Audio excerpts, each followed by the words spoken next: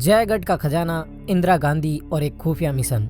हमारी इस कहानी की शुरुआत होती है साल 1581 से। मुगल राजा अकबर अफगानिस्तान में कबीलों के बढ़ते दबदबे को देखकर परेशान थे, इसलिए उन्होंने आमेर के राजा मानसिंह द फर्स्ट को अफगानिस्तान जीतने के लिए काबुल भेजा। राजा मानसिंह अफगानिस्तान जाकर वहां पर अपनी कुशल युद्ध नीति से वहां के कई बड़े बड़े कबीलों को हराकर अफगानिस्तान पर मुगलों का परचम फहराते हैं। मानसिंह के जीतते ही अकबर को अफगानिस्तान मिल जाता है, लेकिन सवाल ये आता है कि मानसिंह को क्या मिला। दरअसल मानसिंह अफगानिस्तान से खाली हाथ नहीं लौटे, बल्कि वे वहां से इतनी बेशुमार धन दौलत लूट कर वापस आए कि उसे रखने के लिए आमेर के किले में जगह कम पड़ गई। उस वक्त जब राजा मानसिंह इतनी धन दौलत लेकर वापस लौटे, तब इसकी जानकारी अकबर को भी नहीं थी और न ही उसे आगे कभी इसके बारे में पता चला। यानी कि मुगलों को आखिर तक इस खजाने का पता नहीं चला और बात वहीं पर खत्म हो गई। लेकिन राजा मानसिंह की इस लूट के 400 साल बाद, यानी साल 1975 में जब भारत आजाद हो चुका था, तब भारत की तत्कालीन प्रधानमंत्री इंदिरा गांधी को राजा मानसिंह के इस खजाने के बारे में पता चलता है और वे इसे ढूंढना शुरू कर देती हैं। लगभग 5 महीने तक इस खजाने को ढूंढने के बाद इंदिरा गांधी सार्वजनिक तौर पर कहती हैं कि हमें खजाना नहीं मिला और कहानी खत्म। लेकिन जरा ठहरिए,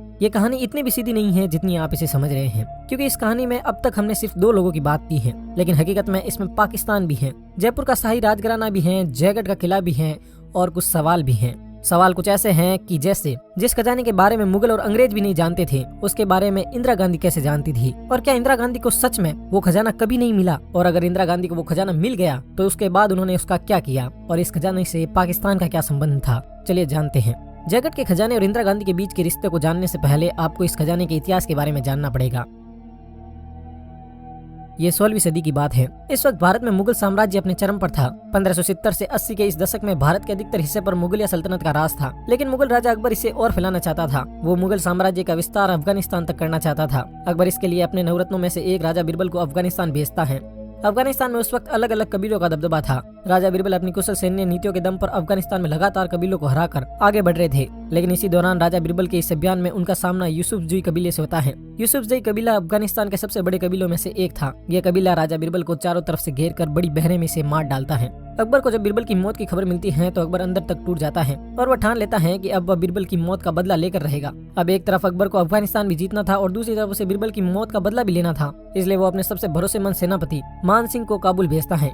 मानसिंह काबुल जाते हैं और एक एक करके वहाँ के कई बड़े बड़े कबीलों को हरा देते हैं। मानसिंह यूसुफजई कबीले को हराकर बिरबल की मौत का बदला भी ले लेते हैं और अफगानिस्तान पर मुगलिया सल्तनत का परचम फहराते हैं और भारत लौट आते हैं। लेकिन मानसिंह भारत खाली हाथ नहीं लौटे, बल्कि वे अपने साथ अफगानिस्तान के उन कबीलों से लूटा हुआ हजारों किलो सोना और जवाहरात भी लेकर आते हैं। अकबर को ये तो खबर थी कि मानसिंह जीत गए, लेकिन उसे ये नहीं पता था कि मानसिंह ने वहाँ पर इतनी भारी लूट मचाई। कहा जाता है कि मानसिंह द्वारा लूटा हुआ ये खजाना इतना ज्यादा था कि इसे रखने के लिए आमेर के किले में जगह कम पड़ गई। खजाने की बात सिर्फ मानसिंह और उनके साथियों को ही पता थी, बाकी कोई भी इसके बारे में कुछ भी नहीं जानता था, इसलिए उस वक्त ये बात आई गई हो गई। लेकिन इसके कुछ सालों बाद अरबी में लिखी गई एक किताब हाफ्त-ए-इस्मत-ए-अंबेरी में राजा मानसिंह के इस खजाने का जिक्र किया जाता है। इस किताब में राजा मानसिंह के खजाने के बारे में काफी कुछ बताया गया था। इस किताब का हिंदी में मतलब है आम्बेर के 7 खजाने, और यह किताब मुख्यतः राजा मानसिंह के खजाने के लिए ही लिखी गई थी। इस किताब के मुताबिक राजा मानसिंह ने लूटे हुए खजाने को आमेर के किले में 7 पानी के टैंकों में छुपाया था। हाफ्त-ए-इस्मत-ए-अंबेरी में इतना स्पष्ट तरीके से लिखे जाने के बावजूद भी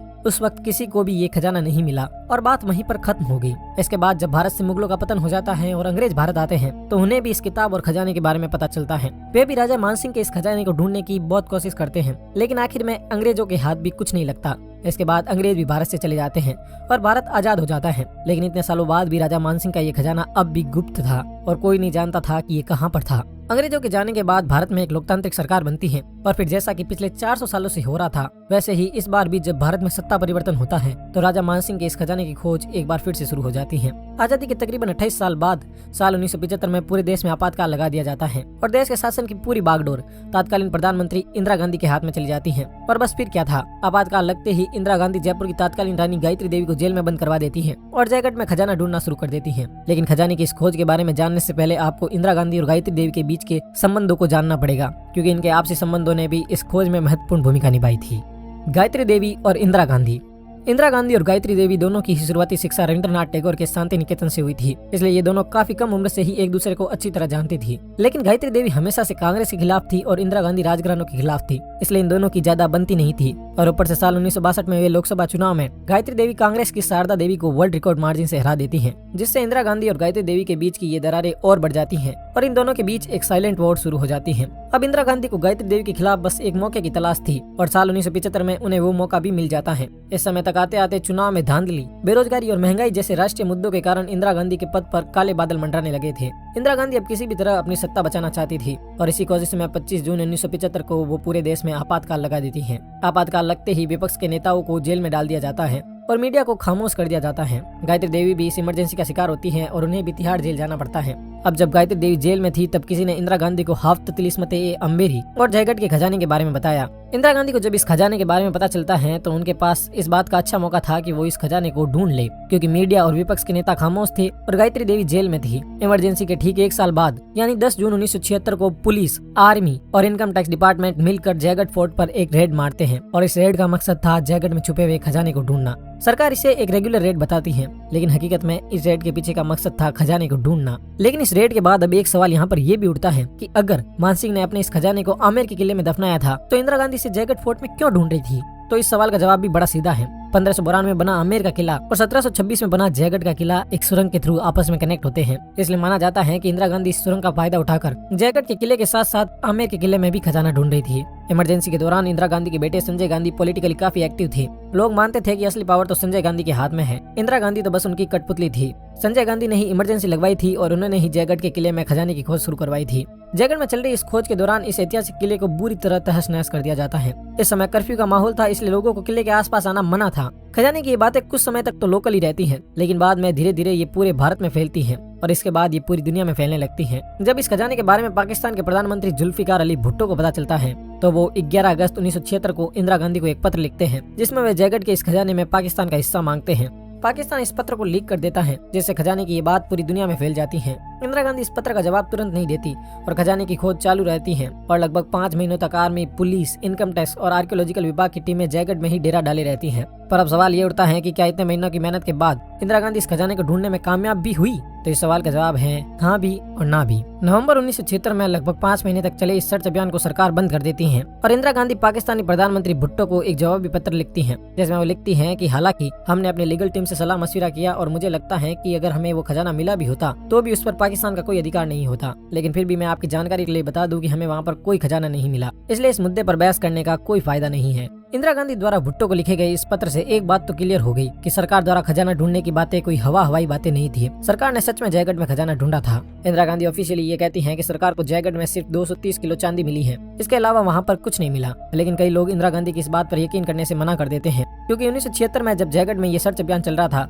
तब संजय गांधी और आर्मी के कई बड़े बड़े अधिकारी जयगढ़ आए थे। लोगों का मानना है कि संजय गांधी जयगढ़ सिर्फ इसलिए आए थे ताकि वे इस खजाने की मात्रा को देख सके। इस सर्च अभियान से जुड़ी एक और बात है जो लोगों के दिमाग में शक पैदा करती है और वो है नवंबर 1976 की। नवंबर 1976 में जब इंदिरा गांधी ने खजाने की खोज बंद करवा दी तो उसके ठीक अगले दिन जयपुर दिल्ली हाईवे को आम लोगों के लिए पूरी तरह बंद कर दिया गया और इस पर सिर्फ मिलिट्री के ट्रक चले। कई लोग मानते हैं कि जयपुर दिल्ली हाईवे पर चल रहे इन मिलिट्री ट्रक्स में खजाना भरा हुआ था। सरकार ने जब लोगों के बीच चल रहे इन सवालों का कोई जवाब नहीं दिया तो लोगों ने अपने अपने हिसाब से कई सारी कहानियां बनाई। कुछ कहानियों के मुताबिक सरकार को जयगढ़ में बहुत बड़ा खजाना मिला, इसलिए सरकार ने पहले तो जयपुर दिल्ली हाईवे ब्लॉक करवाकर इस खजाने को दिल्ली भिजवाया और फिर दिल्ली से इसे 2 हवाई जहाजों में भरवाकर स्विट्जरलैंड भिजवा दिया। लेकिन आज तक इस कहानी के कोई भी सबूत नहीं मिले। अब यहाँ पर एक सवाल यह भी उठता है कि अगर सरकार सही कह रही थी और जयगढ़ में कोई खजाना नहीं था तो आखिर मानसिंह प्रथम का ये खजाना गया कहाँ? इसके जवाब में कहा जाता है कि राजा जयसिंह द्वितीय ने मानसिंह के इस खजाने को ढूंढा और जयपुर को बसाने में इसका इस्तेमाल किया। इन कहानियों के पीछे कोई ठोस आधार नहीं है, इसलिए इनकी सच्चाई के बारे में कुछ नहीं कहा जा सकता। गायत्री देवी जब जेल से बाहर आई तो उन्होंने भी सिर्फ इतना ही कहा कि जयगढ़ में कोई खजाना नहीं है। सरकार ने तो सिर्फ उन्हें डराने के लिए इनकम टैक्स की ये रेड मारी। लेकिन गायत्री देवी भले ही कुछ भी कहे, पर इंदिरा गांधी और जुल्फिकार अली भुट्टो के बीच हुए पत्राचार से ये बात तो स्पष्ट हो जाती है कि सरकार ने जयगढ़ में खजाना ढूंढने की कोशिश तो की थी, पर उन्हें खजाना मिला या नहीं मिला ये पता नहीं। साथ ही हमें यहाँ पर कुछ सवालों का जवाब भी नहीं मिलता, जैसे कि उस दिन जयपुर दिल्ली हाईवे को ब्लॉक क्यों किया गया और वहाँ पर संजय गांधी और मिलिट्री क्या कर रही थी। जयगढ़ के उस खजाने का क्या हुआ, इसका जवाब आज तक किसी को नहीं मिला।